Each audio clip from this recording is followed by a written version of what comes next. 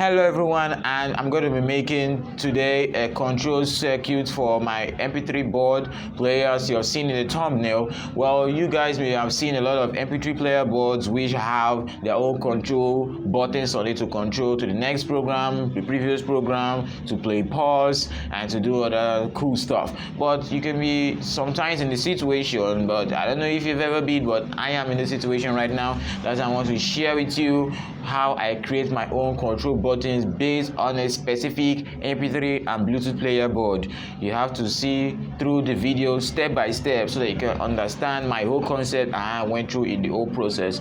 My name is Prince and you're welcome to the Electronic Prince channel. Stay tuned.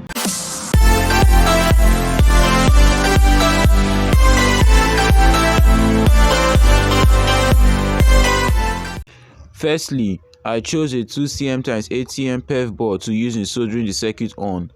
I use 4 momentarily tactile push buttons because I want the functions of next program, previous program, play pause and mood change. Now taking a look at the board, there is a copper pad which is labeled ADK. I don't know what this means, but I think it means add key. If you know what it means, you can share in the comment section. Now, after numerous tests, I found out that this ADK pin has an open voltage of 1.8 volts, and this is the point where it receives different voltages to make different functions of the board. Okay, now we need to create these different voltages to make these different functions on the board. According to my test, to create the next program function, a voltage of 0.6 volts should be applied momentarily to the ADK point on the board. For the previous program function, a voltage level of 0.3 volts. For play pause function, the ADK point on the board just have to be shorted momentarily. And lastly, to change the operating mode of the board from Bluetooth mode to FM mode to external flash or any other form of TF card that is being connected to it, it needs a voltage level of 1.2 volts. These voltage levels which I have just mentioned are not strictly to be exact. A slight variation will be tolerated, but try not to use a voltage level that drifts away too much from what is needed, so as to ensure correct functionality. We could use the battery's voltage that powers the board to make out the different voltages we need using the potential divider resistor network.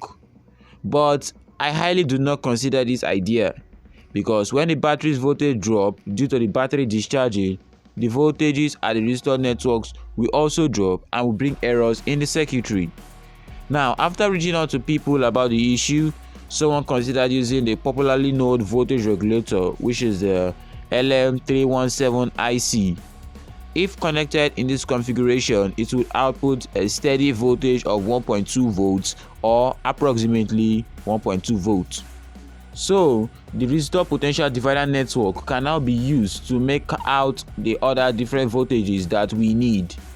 Now, with all this information, this is the schematic of the whole setup of how the setup will be.